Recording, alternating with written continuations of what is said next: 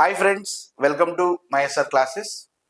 So మనము ఇవాల్టి సెషన్లో ఈరోజు మనం చూస్తున్నటువంటి క్లాస్లో సోషియాలజీలో ఒక చిన్న టాపిక్ గురించి డిస్కస్ చేద్దాం. యాక్చువల్లీ సోషియాలజీ సంబంధించి అటు ఏపీపీఎస్సీ కానీ టీజీపీఎస్సీ కానీ ఏపీ వాళ్ళకైతే 30 మార్క్స్గా స్పెషల్ పేపర్ ఇచ్చాడు. తెలంగాణ వాళ్ళకైతే 50 మార్కులతో ఒక ప్రత్యేకమైన పేపర్ ఇచ్చాడు. సో దాని గురించి సిలబస్ మొత్తం కూడా మన మైఎస్ఆర్ క్లాసెస్ అనేటువంటి యూట్యూబ్ ఛానల్లో అప్లోడ్ చేశాను, వెళ్ళి చూడండి. దాంట్లో మనకి సోషియాలజీలో మోస్ట్ ఇంపార్టెంట్ చాప్టర్ ఏంటి సరే అంటే క్యాస్ట్ అనేటువంటి చాప్టర్ చాలా చాలా ఇంపార్టెంట్. దాన్నే మనము కులము అని పిలుస్తాం. నెంబర్ ఆఫ్ టైమ్స్ ప్రశ్నలు అడిగాడు. తెలంగాణ పబ్లిక్ సర్వీస్ కమిషన్లో 2 మార్కులు వచ్చాయి.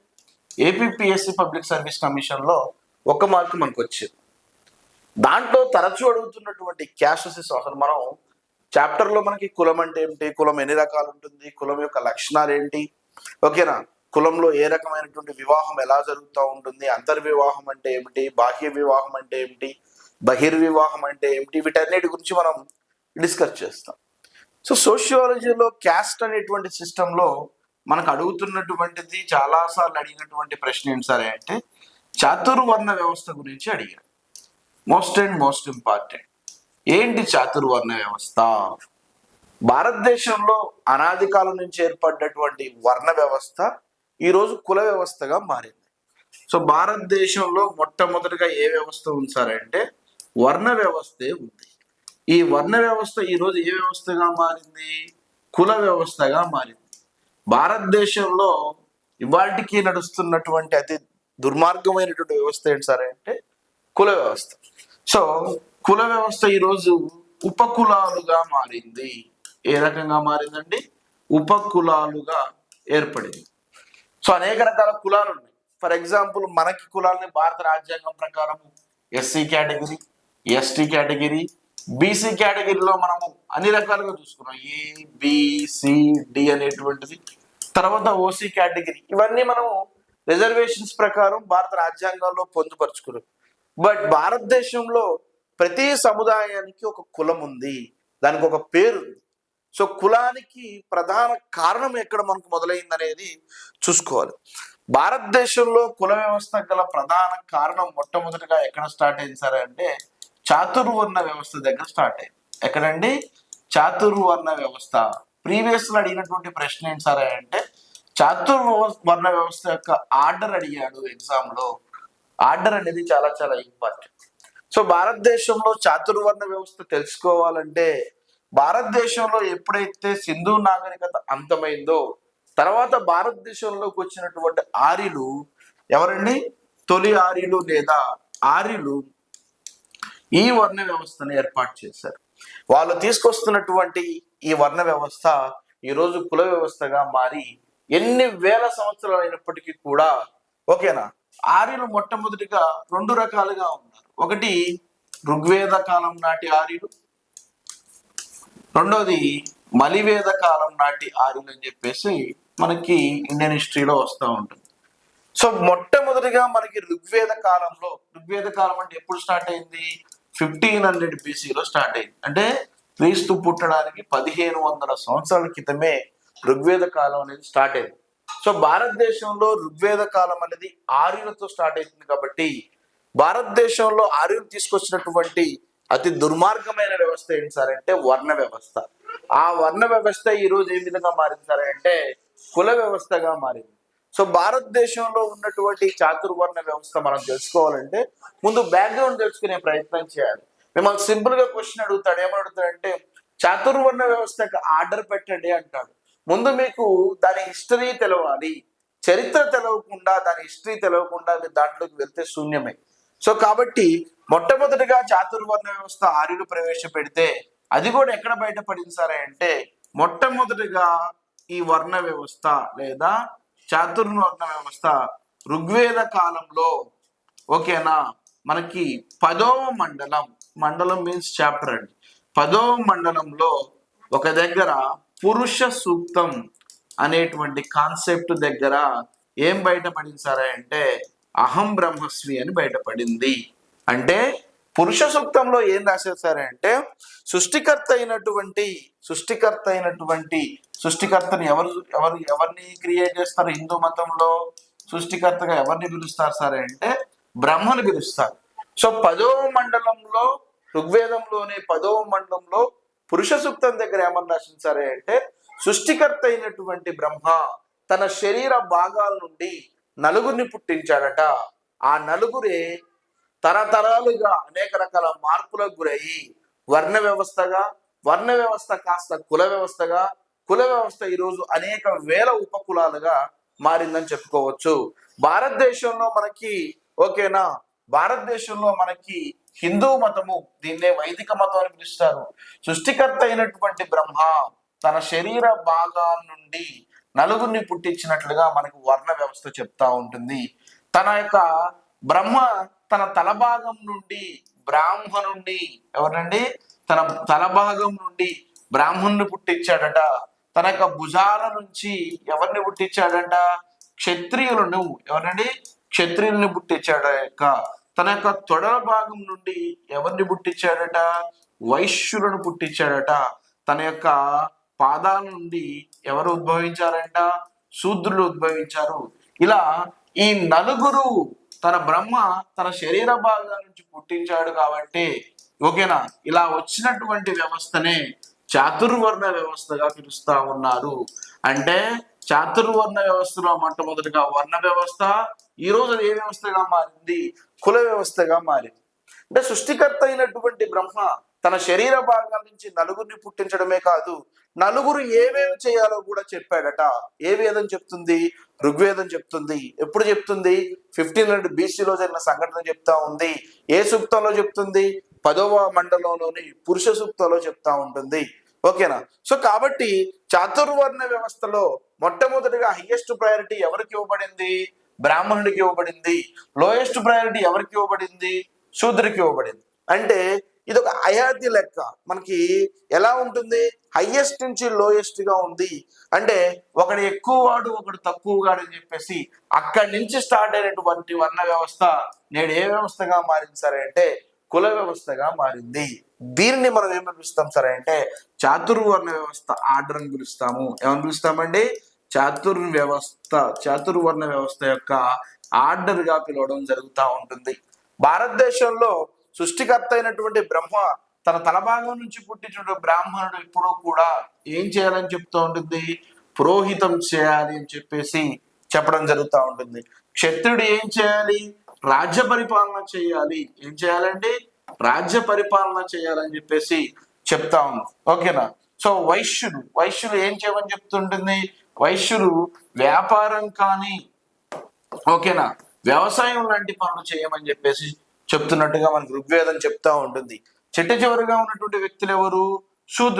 శూద్రులు వీళ్ళు ఓకేనా ఎవరు చేయలేనటువంటి పనులను ఓకేనా అనగారినటువంటి పనులన్నింటినీ కూడా, అంటే కాటి కాపరి కానీ వెట్టి చాకిరి కానీ ఓకేనా గ్రామంలో ఉండేటువంటి అత్యంత లోహిభూష్టమైనటువంటి పనులన్నీ కూడా ఎవరు చేస్తున్నారు? శూద్రులు చేయాలని ఋగ్వేదం చెప్తుంది. అక్కడ ఏర్పడ్డటువంటి ఈ అసమానత్వము రోజు రోజుకి పెరిగి వర్ణ వ్యవస్థగా మారి వర్ణ వ్యవస్థ రోజు రోజుకి దేనికి దారితీసింది సరే అంటే కుల వ్యవస్థగా దారితీసింది. సరే, బ్రాహ్మణుడు, క్షత్రుడు, వైశ్యుడు, శూద్రుడు వాళ్ళు చేసేటువంటి పనులు మాత్రమే మన డిస్కషన్. ఓకేనా? ఎటువంటి పనులు చేస్తున్నారు, ఎందుకు చేస్తున్నారు అనేది అది అన్నెసరీ, మనకు అనవసరం. బట్ మనకి సోషియాలజీ పాయింట్ ఆఫ్ వ్యూలో అడిగినటువంటి ప్రశ్న ఏంటి సరే అంటే సోషియాలజీలో అడిగినటువంటి 1 మార్క్ ప్రశ్న ఏంటి సరే అంటే భారతదేశంలో కుల వ్యవస్థకు గల ప్రధాన కారణం ఏంటని అడిగాడు. కుల వ్యవస్థకు గల ప్రధాన కారణం ఏంటని ప్రీవియస్ లో అడిగాడు. ఏంటి సార్ ప్రధాన కారణం అంటే చాతుర్వర్ణ వ్యవస్థ. ఏ వ్యవస్థ అండి? చాతుర్వర్ణ వ్యవస్థ. ఇంకొకసారి ప్రశ్న ఏమడిగాడు సార్ అంటే భారతదేశంలో ఉన్నటువంటి చాతుర్వర్ణ వ్యవస్థ యొక్క క్రొనాలజికల్ ఆర్డర్ లో పెట్టండి, వరుస క్రమంలో పెట్టండి అన్నాడు.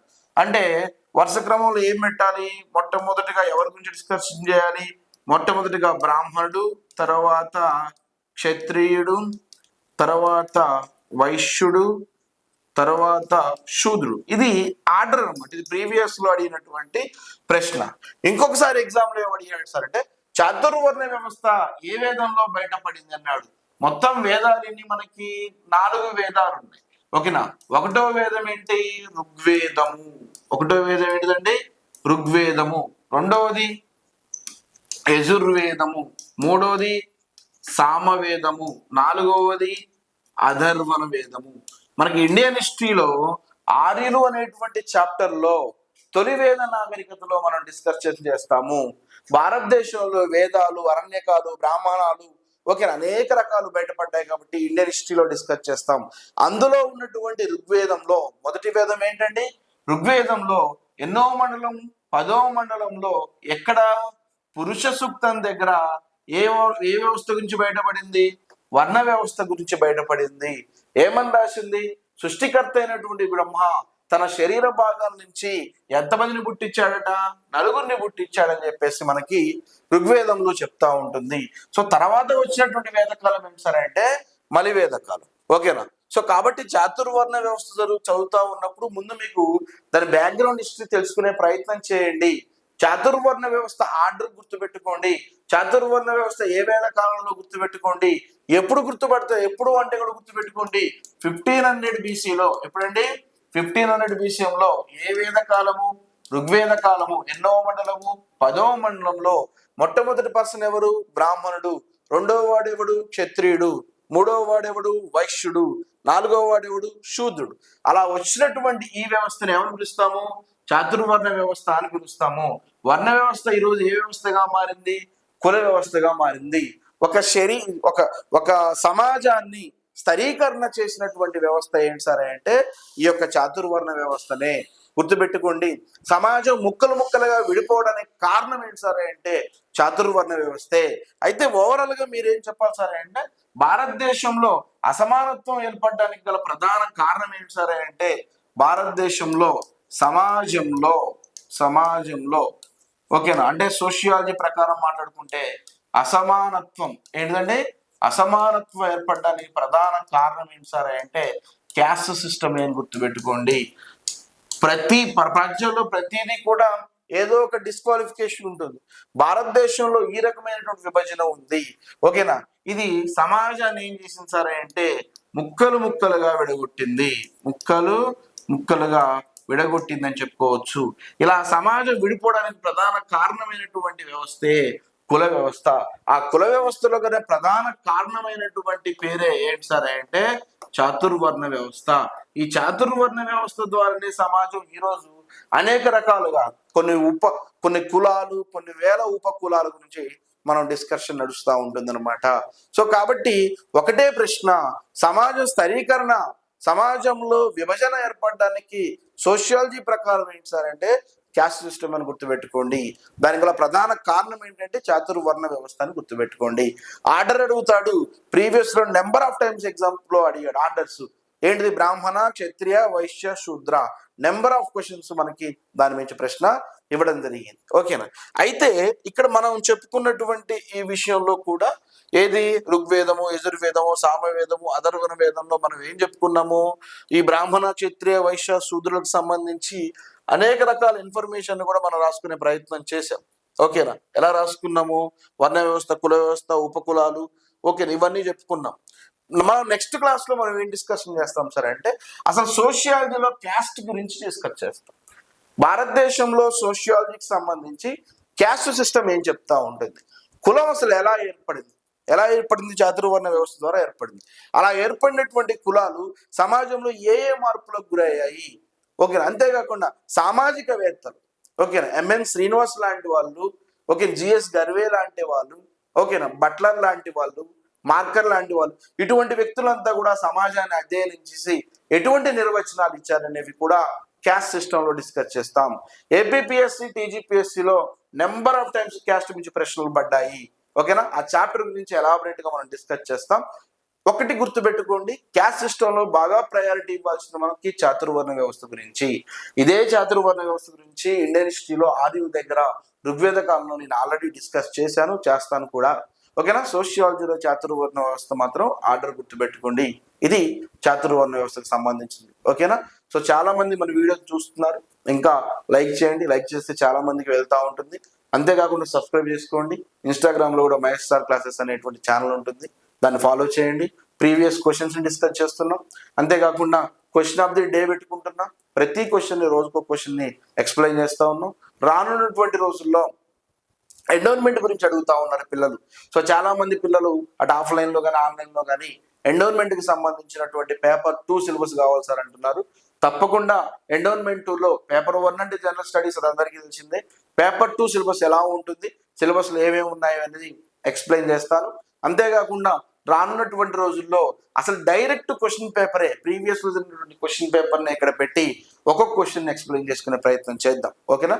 మీరు చేయాల్సిందంతా కూడా దాన్ని లైక్ చేయండి, ఫాలో చేయండి, చాలా మంది విద్యార్థులకు దాన్ని ఫార్వర్డ్ చేయండి, ఎంతో మందికి ఉపయోగపడతా ఉంది. ఓకేనా? Thank you.